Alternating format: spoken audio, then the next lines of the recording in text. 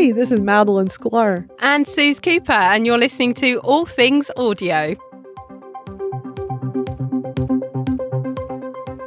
Well, let's start with Elon's space, it says on our Notion board. So let's do that. Madeline, Morgan, I know that you were listening into some of that. Tell us about the space that has just finished, I think, right here on Twitter, where Elon was involved in a Q&A, right? Yeah, he was on for nearly an hour today with Robin Wheeler. I have the link to that in the Nest. I'm also going to put in the Nest. There was a really helpful live tweeting going on from Sarah Fischer, and she basically took notes of the whole thing. It's a great thread. I'm going to put that in the Nest as well, because whether you were there or not, just reading through this, really, she ties it all together, and there were so many great points. But the first thing I want to say is seeing Elon Musk's tweets the last several weeks, his daily tweets, I was very confused about things. And granted, a tweet is not the same as talking in Spaces, as we all know here.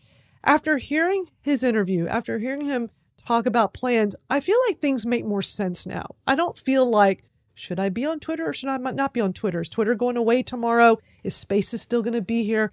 I actually now feel better about things, and it makes me not want to go run on some other platform, because all week people have been like, so Madeline, where are you going to go next? Where are you going to ditch Twitter and go? And I haven't made an announcement that I'm leaving Twitter, but so much has been up in the air. But I felt like he clarified, and Morgan, you were listening in, right? So do you feel better about things after hearing him talk? I do. I also sort of expected this. There's something when there's a difference between somebody's tweets and probably Elon's tweets, and hearing that person speak for themselves on the topic. And we know that audio does, right? But to put Elon up there, you've seen this in video interviews elsewhere, but just to do it here in front of that crowd, I think makes a real difference. And he absolutely should do that. This is a strength of one of the mediums on his platform that he can use. And it was very good to see him do that. I mean, let's face it. The question is in the title here: is this the end for Twitter Spaces? The point at which I wrote that title, which was, before the weekend, after Friday's kind of mass firing, the exodus, that a lot of people who we've built up relationships with, Madeline, Morgan, we've spoken to these people in Spaces that have been building Spaces, and it really felt like there was no way forward for it. So for Elon to now be using, I mean, what's the latest figure on how many people joined that space? It now does seem a little bit more probable that it's probably not going very far. Whereas previously I kind of thought, well, maybe this is a feature that isn't going to hang around. They're cutting back. The team isn't there. They're cutting costs and all the rest of it. But I guess maybe this shows that, he really does value what Spaces is about. What do you think? Yeah, absolutely. So I was listening in live to the space, and it was a lot of listeners, and I kept just watching the number go up, and it got over 100,000 live tuning in at the same time. Now, what I did as soon as it ended, I went right to the replay. Like, I was at the replay within a minute of it ending. I took a screenshot. It's in the Nest. And that's the best way to find out how many people tuned in live, because unless you're the host, you're just going to see the total number of live and replays.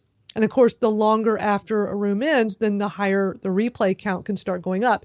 So I was able to catch it. 635,000 people were listening in live. And there was every big brand in there. I know a lot of people were taking screenshots. I saw Morgan was taking screenshots. Lots of people were doing that. And I was really wowed by the fact that so many people, especially these advertisers, are interested to hear directly from Elon.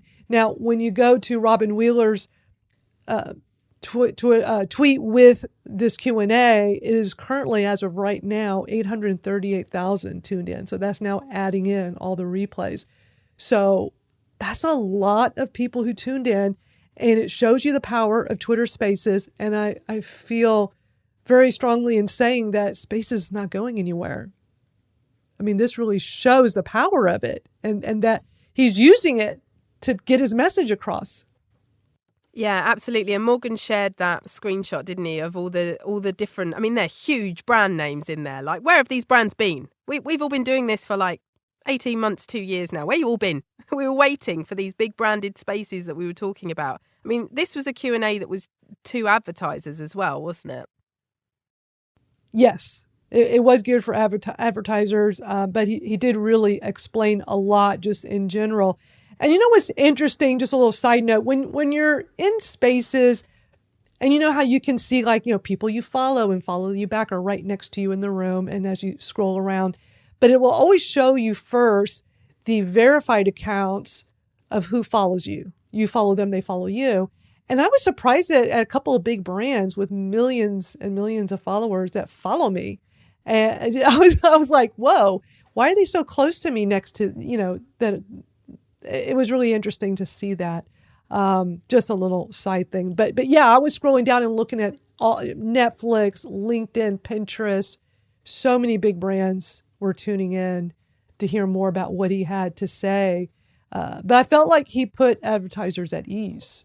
I felt, and Jennifer, I'd love to hear your thoughts on all this as well. But I really feel overall good about Twitter. I feel like Spaces is not going anywhere. I feel like he was being sincere. Whereas when I was reading his tweets the last few weeks, I did not always feel like things were sincere. Just my personal opinion.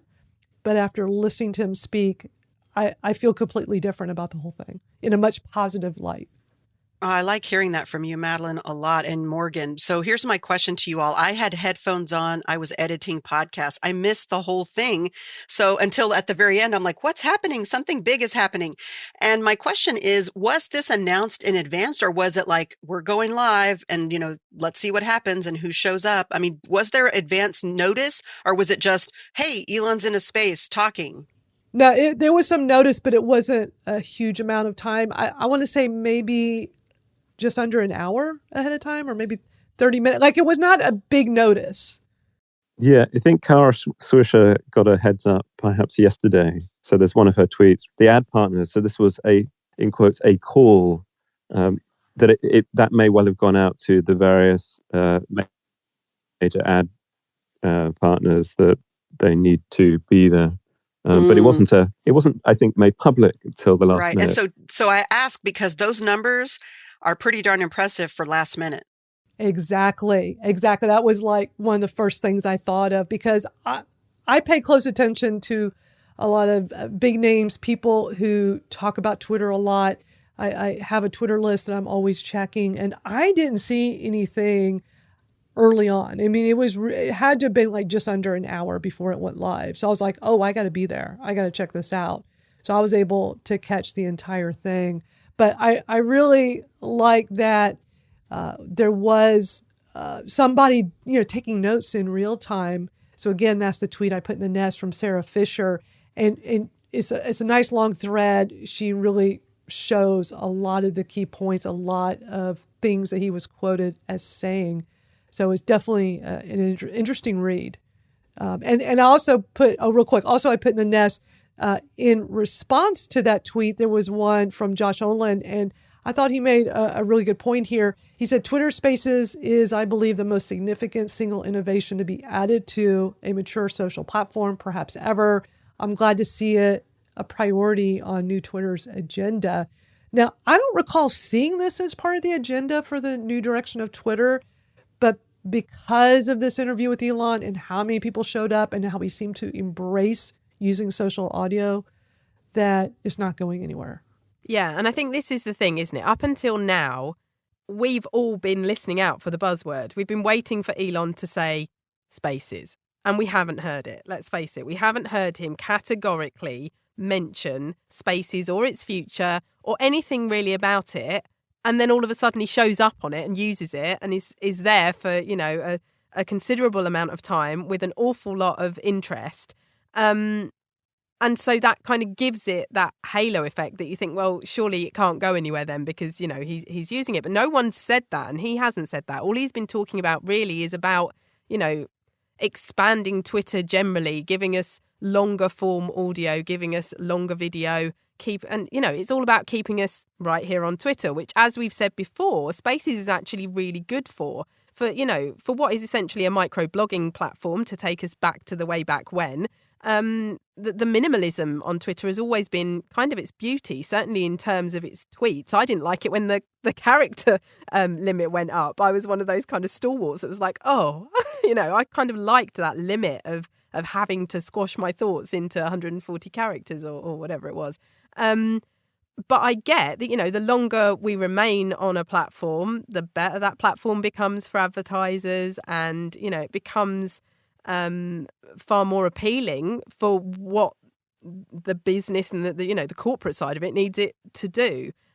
So I guess the one thing that I was clinging on to with whether or not Spaces might disappear was that very thing, is that out of all the micro things that Twitter offers, Spaces has people listening for a long time. And quite often, if you're anything like me, unless you're hosting, you're listening and you're scrolling, you're on the platform, you're seeing new things, you're connecting with other people, but you're also scrolling. So you're right here in Twitter doing what they want you to do. But Morgan, I know you picked up on there was a tweet, I think might have been Matt Navarra, sent out during the week, that was a kind of TikTok clip of Elon talking, and he'd literally just mentioned, I think he literally said long form audio and podcasts, but he didn't mention Spaces. I'm right, aren't I?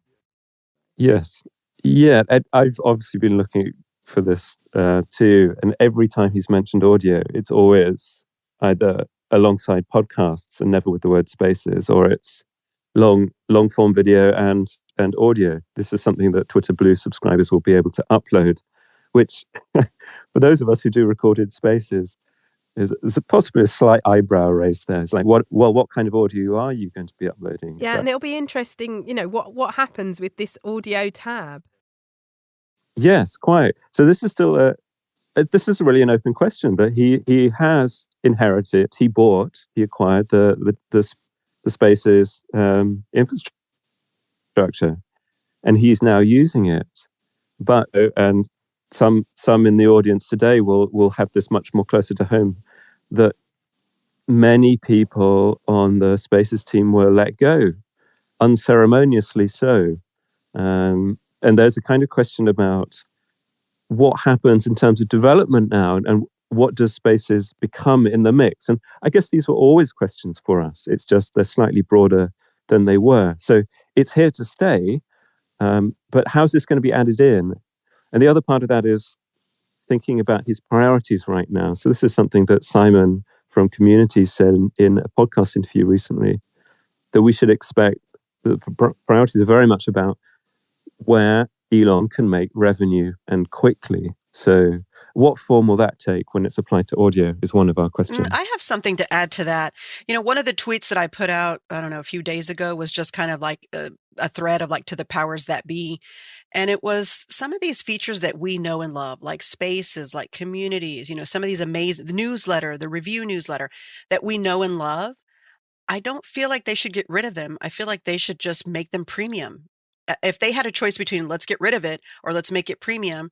And if you want to create a newsletter, premium. If you want to host, premium. If you want to listen, free. If you want to run a community, premium. And if you want to join a community, free. Because if we look at meetup.com, that's, you pay to host an organization on a group on meetup.com. But if you join, it's free. And if you look at LinkedIn, LinkedIn has many levels of premium service, from $29.99 or something all the way up to $140 a month, depending on what level of service and premium service you want from them. And yet there's also free. So I feel like there's existing examples in the world, in the online space, that Twitter could look at and go, well, if you want to run a community, that's like a group on Meetup. And if you want to do premium stuff like you do on LinkedIn, that's like Twitter Blue. And I feel like sometimes folks lose sight of the fact that there are premium services that people happily pay for in other platforms. I mean, I'm a Twitter Blue subscriber, but I've been one for a while now. So it isn't like something new for me. It's something I'm happy to pay for because of the features that I get.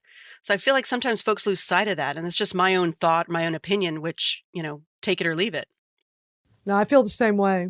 And that's also where this whole idea of Elon wanting to create App X, which is just something for everyone, that's great. But, to break that out as you're talking about there, is potentially, we can see sense in that. Let's hope he can too. I guess for him, it's whatever way makes the most money.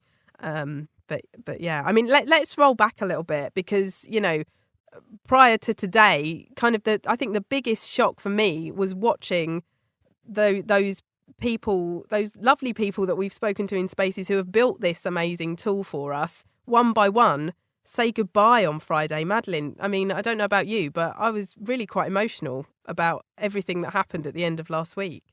Oh, absolutely. Thursday evening, I saw Simon Ballman's tweet that he found out, and he's over in the UK. So it was because I remember it was evening time here in the US. It was really late for him.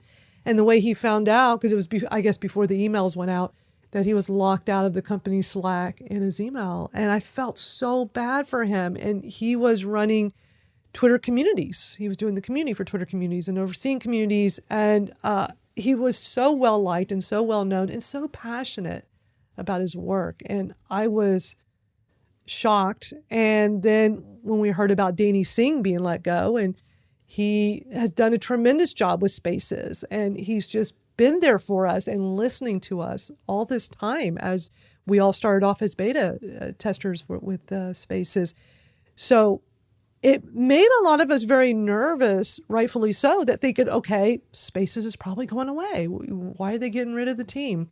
But then there was a tweet, and I have this in the nest, from C, who does a lot of the design work over in Spaces. And while she's saying she doesn't really have a clear answer with everything going on, she's saying things are changing day by day, but she said from what she's seen that the new leadership does recognize the value in Spaces and podcasts. So, that gave us some hope for sure. But after listening to Elon in the interview today and seeing how many people came out, and I guarantee you he's watching those numbers.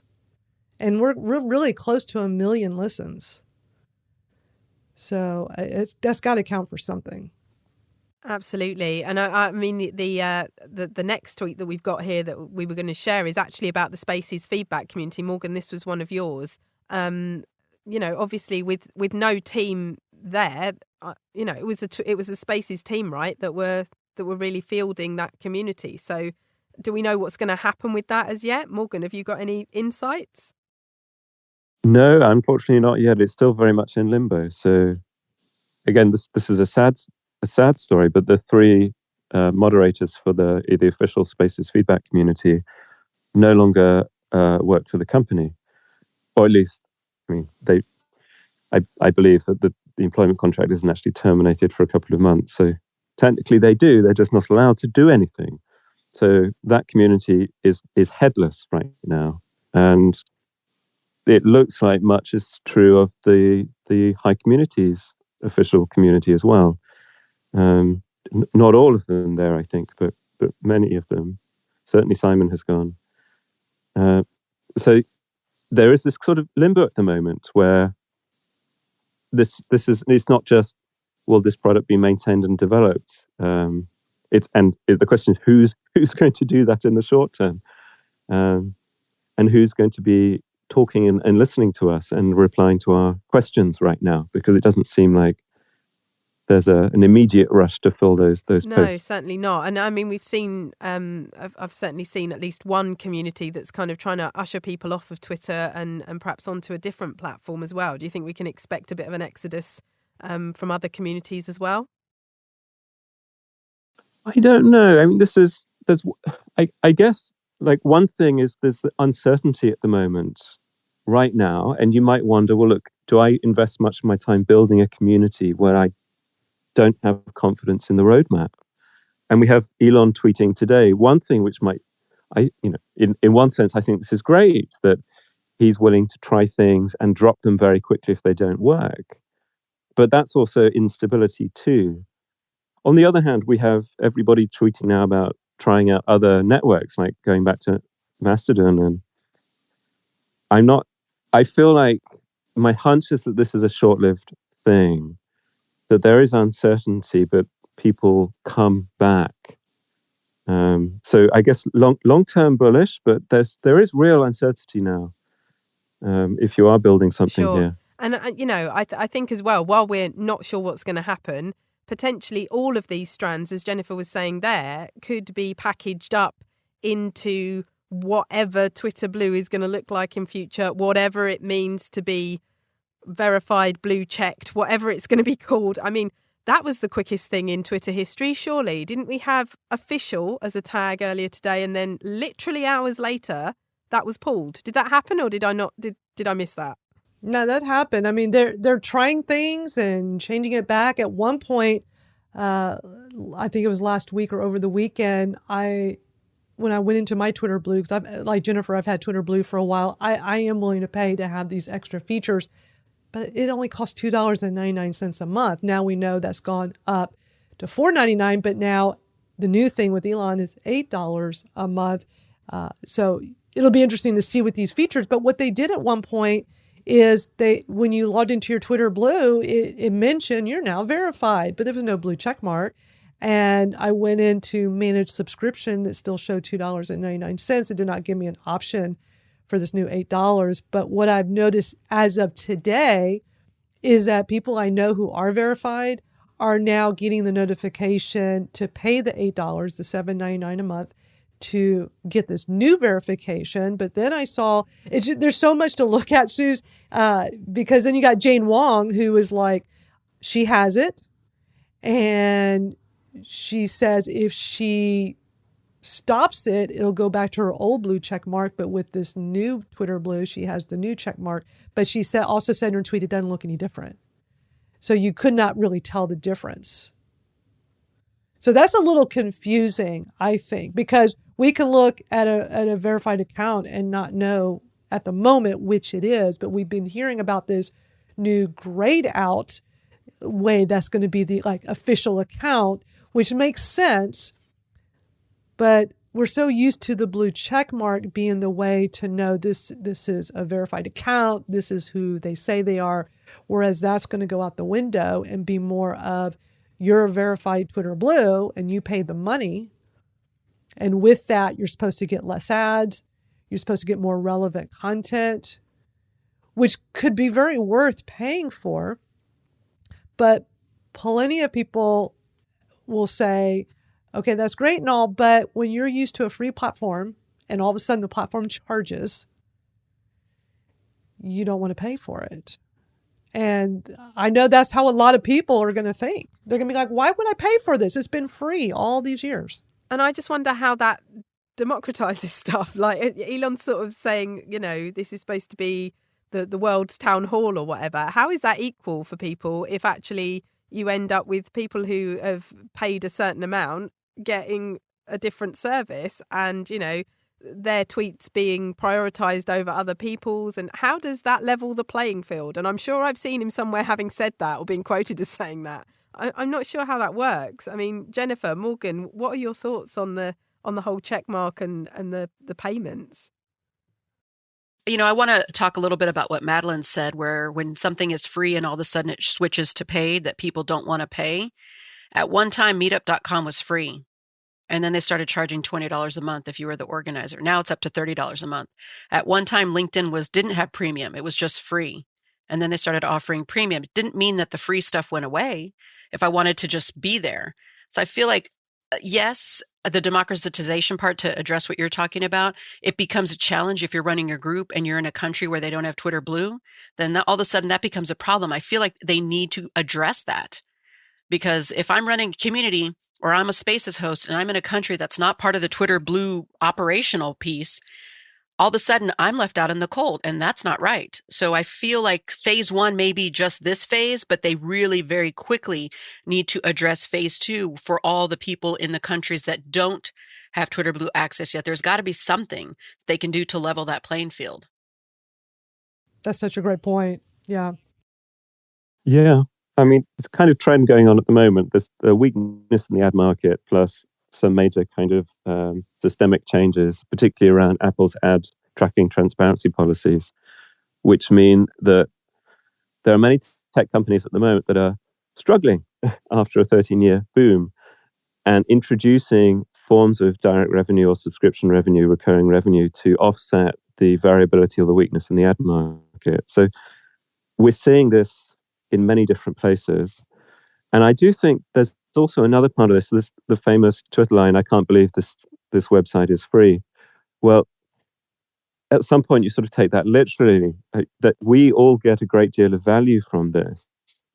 And I think it doesn't become like a completely wild idea to think that this is a service that we might pay for in some form. And it might be that I've got question marks about this being the form of it, but some form is possibly okay. I mean, I don't know. Again, at the same time, I really feel that. And I think you're absolutely right, Suze, that this is like leveling the playing field for the middle classes. But we still have the landlord at the top and the proles at the bottom. Everybody who can't afford this, if this is much more broadly a thing, will really lose voice here, that you will not be prioritized in terms of engagement or visibility and replies. You won't show at the top of spaces. If many people have this, those people will be floated to the top of spaces and everyone else at the bottom won't be. So it does equalize in one sense that this is not tied to the whims of a verifier who decides who is notable and who isn't.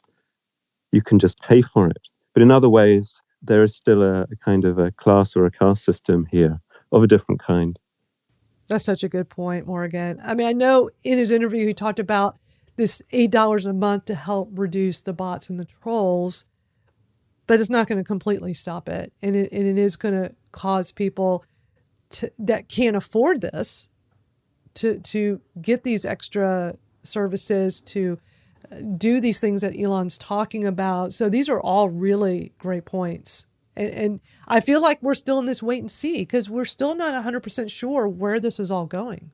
Yeah, and you know, the tweet that we picked up earlier from Esther Crawford, she's actually retweeted Elon's tweet, which says, "Please note that Twitter will do lots of dumb things in coming months." Like that's some kind of public service announcement. That's the caveat for everything that might be a bit weird in the next few weeks and months. We're just to ignore it because it's okay. Elon's aware of it.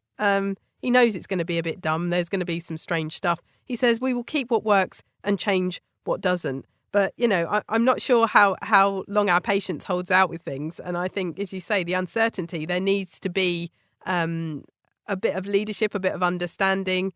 I mean, yeah, I totally don't see how they can keep things running and stable and that without the team. Like, there's no team. Like, this is all great. And he's using spaces and all the rest of it.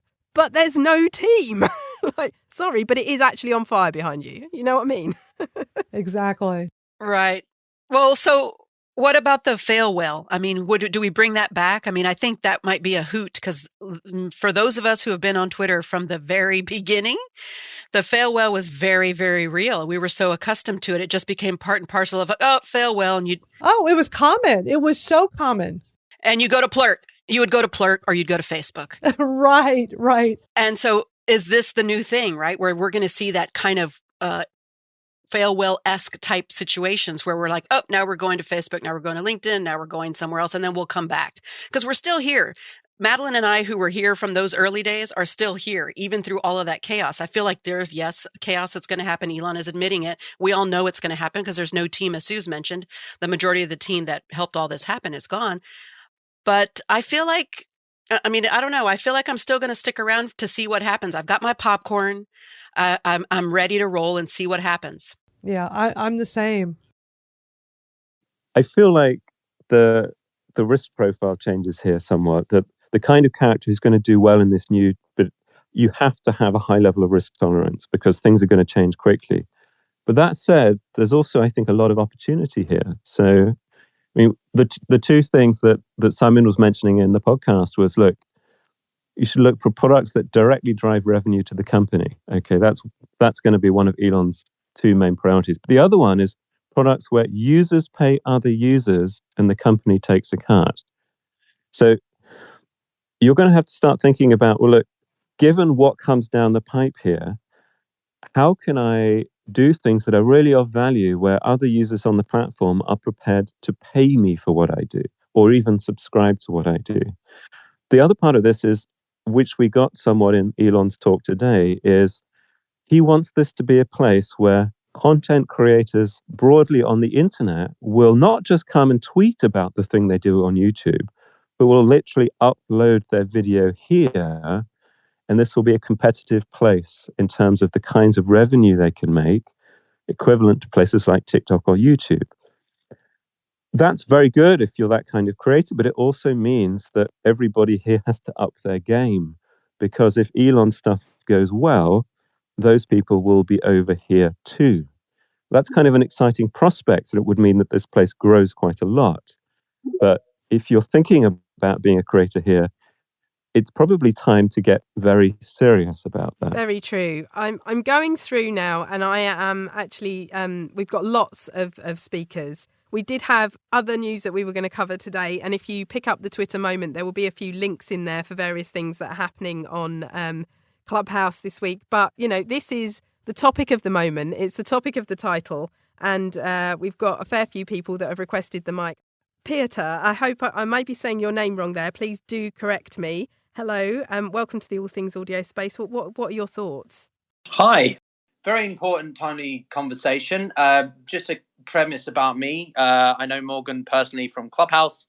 I first started on Clubhouse, and then earlier this year we ran, I think it is the longest and largest room in social audio history. We basically ran a room for the first 105 days of the Ukraine war, non-stop, reached about 1.5 million listeners, and resulted in, well, they kindly made me the Icon app. I'm not trying to show off. I'm just trying to give you an understanding that I've been doing this for a while. Oh, completely. And we covered that space actually right here on All Things Audio. We discussed it at the time. Oh, wonderful. About the fact that it was such long running and the moment in time that it was capturing. So it's really great to speak with you. Yeah. So what are your thoughts around everything that's going on? So background is that I like Clubhouse. I've built up relationships there that, Twitter's so much larger. And I think that's a core component, which is this is an add-on to an existing app, whilst Clubhouse was built around the social audio first and foremost. So there's a degree of intimacy and sort of, I don't know, I like the app of Clubhouse in terms of its interface. I think it's quite satisfying to use. Problem is, Paul and the others haven't been listening to, I don't know if I would call myself a content creator, but like people who are bringing people on to hold important conversations and or do things for comedy or build, host meditation and music rooms. And that's why I've shifted to Twitter more, because there's opportunity to grow here. I am concerned by Musk's acquisition. I don't think, or maybe that's me hoping, maybe more than realistically, he's going to remove Twitter Spaces. But if he doesn't, I think there's a few areas he could improve it. I certainly could think of a couple easy ways to monetize this thing. I've been talking to sponsors and people about coming on to spaces that I host with speakers to bring in some monetization options. I have a podcast which I convert some of the Twitter space into evergreen content on the podcast. So there's a good multi-platform purposely here. But again, I think that Twitter hasn't levied the function as much as they could have. There's a lot of features that I could include. I like the co-host function, but I think the opportunity to pin one specific link or connect spaces between one another, give clubs or communities where people can, enter a club function and find your community, like club houses, right? And then they can find you as the finder, and then that builds up your presence, your reach. I'm not a Twitter person in the sense of tweeting things text wise. I get bored, and frankly, I find myself phrasing things much more hopefully articulating them better audibly. So that's where I've seen my main engagement. And I don't agree with people who say that social audio isn't a thing or it's not going to go anywhere.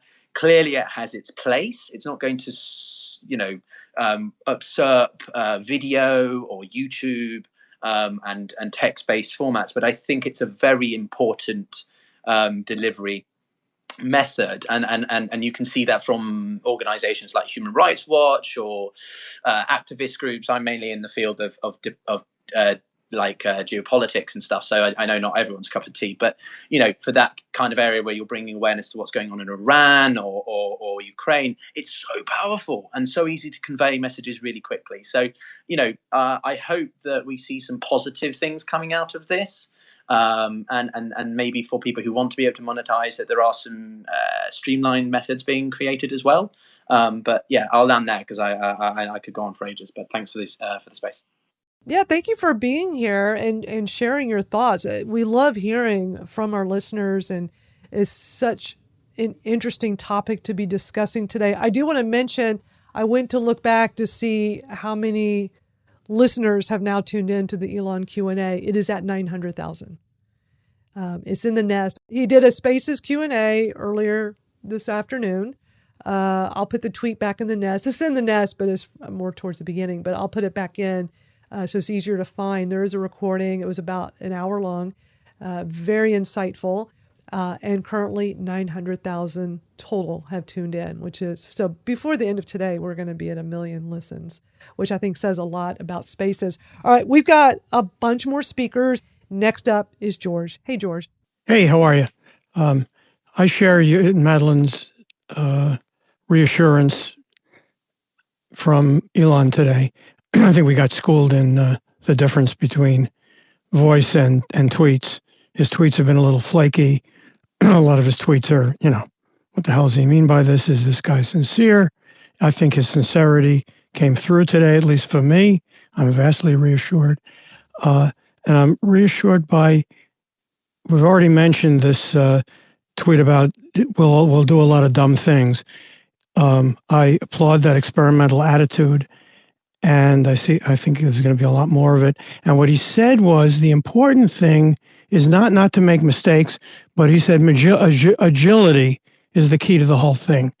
And that's what I'm hearing or reading between the lines. I'm reading that for him, this is a startup, not for us. And he's going to change a lot, but he's going to do it under high feedback conditions. He, about 3 or 4 different places today, mentioned customer feedback and customer or user participation in this whole thing. And so he clearly wants something that's self-correcting. And he set a high ideal, which is to be the most credible source on the internet, which it's far from that now, and he acknowledges that. But he wants to get high feedback with an advisory council and a whole bunch of other things. So I just want to point out one other thing. Just because he fired a team, the Spaces team or the community team, doesn't mean there's a vacuum. Those of us who've been through mergers and acquisitions a lot, you remove whole teams, you move other people in, you consolidate things. Doesn't mean that it's going to break due to abandonment or be shut down due to lower priority. So I'm vastly reassured and welcome this increased amount of customer feedback. And he mentioned several times, answer my tweets. I'm reading them. I'll answer you, et cetera, et cetera. So I'm reassured. I mean, there's nothing more agile, is there, than bringing out this official tag and then totally seeing the reaction to it and removing it. Now, that is quick work. That's quick. Yeah, that's the entrepreneurial mindset. It's like, often in error, rarely in doubt. And when you make an error, you correct it like immediately. You don't do things that aren't correctable quickly. And that's he gets all that. He knows all that. And that's what we should expect. Well, thank you for sharing your insights, George. And yeah, for everybody here, you and I have been DMing a lot these past few weeks, hearing stuff from Elon. I know you're definitely a bigger fan of Elon than I am, but man, hearing him actually speak versus those tweets, I felt he was so sincere, whereas I felt like a lot of his tweets were not sincere. A lot of his tweets pissed me off. You've heard me talk about that the last several weeks in Spaces. But after I sat and listened. I was out getting my car, picking up my car. My car has been in the shop at the dealership for a few days. I was sitting in the dealership waiting for my car to get it and listening on my phone because I did not want to miss this conversation. And listening on my whole drive back, before I got back to the office, and I was just wowed by his sincerity and him answering these questions. And he was getting some tough questions from the speakers. This was not Saturday night, his Saturday Night Live thing that was written and rehearsed and scripted, all that stuff. This was live and on the fly. And I really think he means what he says and says what he means, and that he will, do it. Now, it could go down in flames, but I think it will be not for want of trying. Yeah, I felt like he just provided a lot of assurance that things, that yes, he admitted things could go wrong, it could fail, but he is listening, and he invites critique, he invites comment. There was just so much sincerity. So it's still a wait and see, no doubt. But I feel better having listened to the entire conversation. And if anybody missed it, it was recorded. It's in the Nest. I would definitely take a listen. It was very interesting. It's also, its purpose was to reassure advertisers. Let's not make any bones about that. That's just clear, and that was announced openly and transparently. That being said, I was also very impressed by Yoel, by the way, Yoel Roth. Right. And so I think they're trying, and boy, he set an awfully high ideal to make it the most credible place, on the internet. Wow. All right, let's move on to our other speakers, but thank you, George. Really great insights. Next up is Adam. Hey, Adam, how are you doing? I'm doing well, Madeline. How are you doing? And Susan, everyone, so many familiar faces. It's great to see everyone. So I was in this space too, and it was, first I almost felt like we were hearing the down to earth part of Elon. They were, sitting in a meeting room, having a Twitter space, and broadcasting live, answering questions. And what I noticed, I remembered back when, the bid initially went through, he had put, or was tossed, it might have been right before when he was tossing it around, and he started putting up those surveys like, would you, should everyone on this platform be verified? Should DMs be and then encrypted?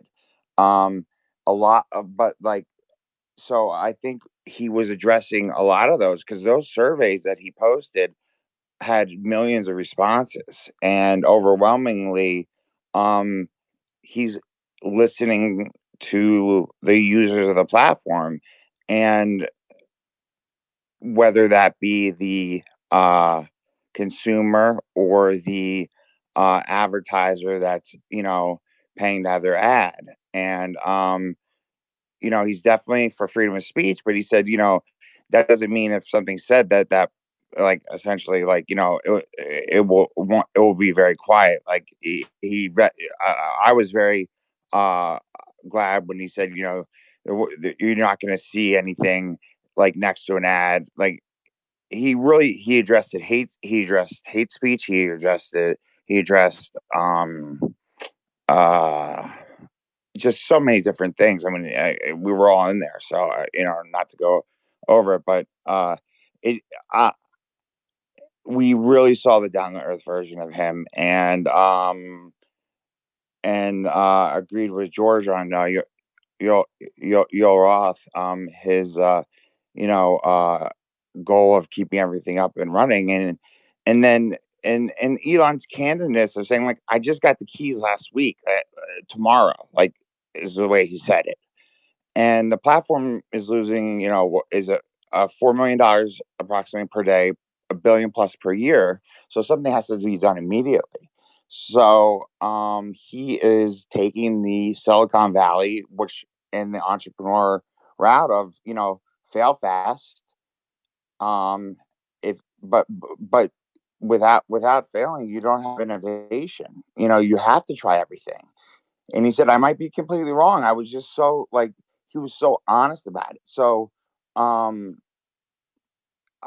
was very I didn't expect, I expected a certain amount of honesty, but he was completely honest with his feelings and really just like it wasn't a scripted thing. It was like, he had the questions in advance. He was thinking about it, and then he said, "Well, let me go over to Roth for that. And do you have any thoughts on this?" I mean, it was amazing to see that, and then again to reiterate the amount of brands that were in there. That just shows the power of Twitter Spaces by itself. I mean, they're here and they're listening, and they wanted to hear what he had to say. So I thought it went very well, and looking forward to see what happens and where everything goes, and hoping that we see the innovation that he's talking about.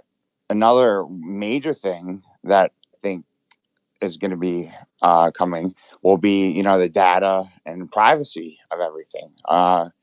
We might have a bit more control of that. He really, I went back over because I had, screenshotted every one of those polls, and that I noticed a lot of questions. So that addressed. So I just found it very valuable. That's super interesting that you've managed to kind of tie up what, he'd obviously said in previous weeks and whatever with what's come out today. And I really don't want to be too cynical about it, but we did need some reassurance, and he needed some good PR over here, maybe. So maybe this was the moment. I mean, I'd be lying if I didn't say that I'm glad he used Spaces, because for me, me, Madeline, and probably most of the people that are in here, and certainly those that join our All Things Audio space each week, we would hate to see Spaces disappear. And this does feel like a bit more reassurance for us that feature on the platform isn't going to go anywhere soon. And, it might not be built as quickly as we've seen, and it might not have new features, and it might not expand, and all those different things. I'm really hoping it doesn't disappear behind some kind of paywall, which is a possibility that we've discussed during this space today. But yeah, I mean, it's good that he's taken the mic. It's great that he's used Spaces. I've still got to go back and listen to it because it all happened so quickly before this space happened that I didn't have time to listen to it. But I will be listening with a bit of a pinch of salt, critical ear, I've got to admit, because I'm still not sure. I'm glad he's using Spaces, but I don't know. I don't want him to just be saying what we want to hear. You know what I mean? Thank you so much, Adam, for your thoughts. That's just fantastic. Ray, you're up next. What are your thoughts around everything that's been going on over this last week? Yeah, I think it's very fascinating. I think I'm going to listen. I wasn't available at the time when he was doing a speech on Twitter, but I think that you guys are wrong about saying that, it's free.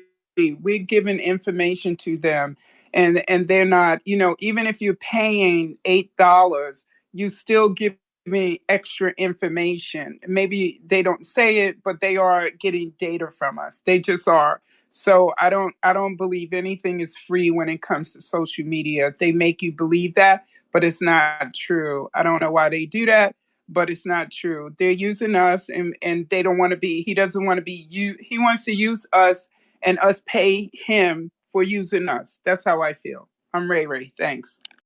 Ooh, good point, Ray. Because if something's free, we are the product, no doubt. And even if we're paying, we are the product. Good point. Yeah, so well made. I'm going to chat with Jason now. Bunsen, I see you there. What are your thoughts on all of this? Well, I have the day off, so I'm super glad I was able to listen to the Elon Musk Space Live. And then I noticed I had the ability to upgrade to the quote unquote blue check mark. So that's what I did. And that's all cool. For $8, we got Bunsen and Beaker verified. I don't want to rehash what everybody said. I totally agree with the sentiment. That's the only thing I wanted to say is there's a vast difference between Elon that tweets and Elon that talks. Yes. And I kind of wish he talked before he tweeted, because talking Elon is, I almost want to say, like, kind. Like he had a articulate, thoughtful, kind voice, and he tackled all of the questions. But when he tweets, occasionally he reminds me of like a middle school kid.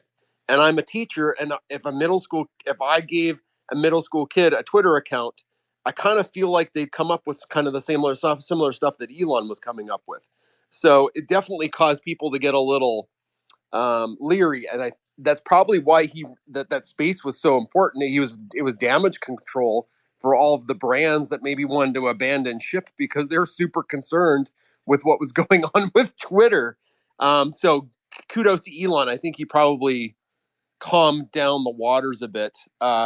One of the things that he mentioned that nobody else has brought up that I found very interesting is that he mentioned that for the people that are verified and they pay the $8 a month, the algorithm is going to treat them differently.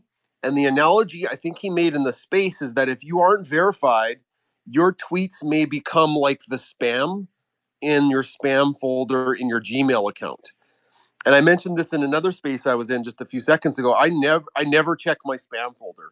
I don't. I go in there occasionally when somebody's like, "Hey, I sent you something." And I was like, "Whoops!" And then there's all this other crap in there. So that was a huge impetus for me to quote unquote verify or pay for Twitter, the upgraded Twitter Blue. Is I don't want our stuff to wind up in spam folders. I want our message of science and empathy to get out there. So worthwhile for me. Good to listen to Elon, and I don't want to rehash everything else that everybody said, but maybe some of you who listened can give me your opinion on that. That it is a little, it is a little classist. If you've got $8 a month, you don't wind up in the spam folder. That's the only thing I'm going to say. Yeah, I just want to jump in on that. I think we need to be careful about romanticizing Musk too much. This is a dude who's made questionable business decisions previously, and this venture, if you want to call it that, is a lot different to the other ones he's undertaken.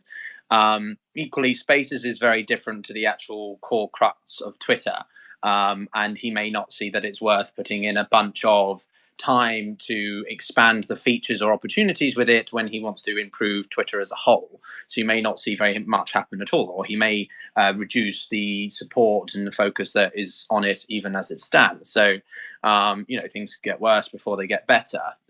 Equally, I think that the methodology when it comes to the blue verification mark is absurd.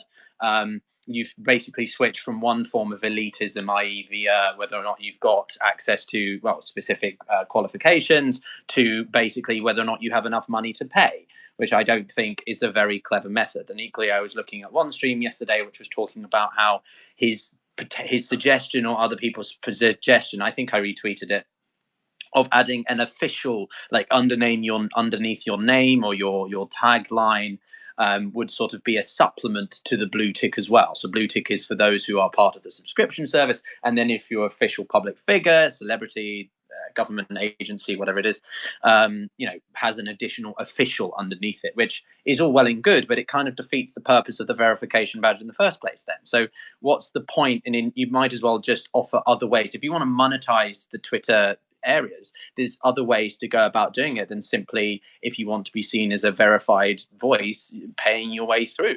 It doesn't necessarily solve the misinformation, disinformation element that we're seeing here. I'm curious, does anyone here pay for LinkedIn Premium? Does anyone? Because I know that the LinkedIn Premium folks have like a badge, if I'm correct, like a goldish badge or something. Is that right?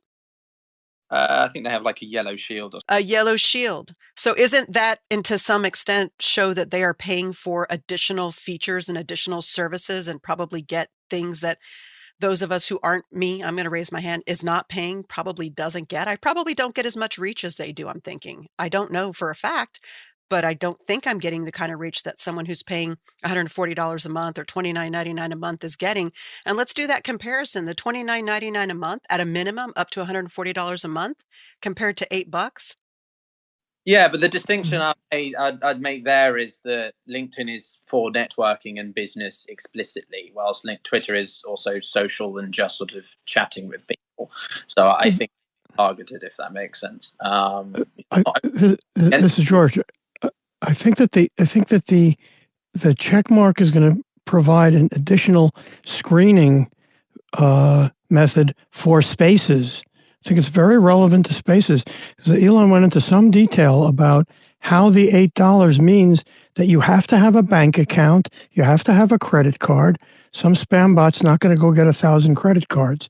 So it's an additional screener, and I think it will up the quality of spaces, because I certainly will let people up to be speakers more, people who have the check mark and they've got that additional little layer of verification. And by the way, as Adam was speaking before, I got my check mark. It just appeared. I'm sorry, George, but how can someone who's got a blue check mark be verified as a good public speaker? It's a different kind of verification now. It's not going to be the same type of verification. It's going to be a different type. That's the point he made today. It will just be that additional layer of legitimacy. Is it proof of legitimacy? Of course not. But it's just that little extra edge. I will certainly give an extra edge to people with check marks. But somebody's got a sensible bio and all that. I'm not going to exclude them. I think it's going to be relevant to the quality of spaces. That's all I'm saying. That's my hope. Thank you so much to everybody that has joined us in the space today, everyone who's taken the mic. Special thanks to Jennifer and also to Morgan for joining us and helping to host. Bye-bye. Thank you to all of our speakers who came on and shared so much great stuff. And we're available in all of your favorite podcast apps. We're out there, All Things Audio. You can also go to allthingsaudiopodcast.com as well. You certainly can. And you can catch us here on Twitter and use the hashtag AllThingsAudio, and we'll pick that up throughout the week. So that's it for this week. But thank you so much to everyone that's been here in the space with us and those of you listening. And we'll catch up with you next week. Bye, everybody.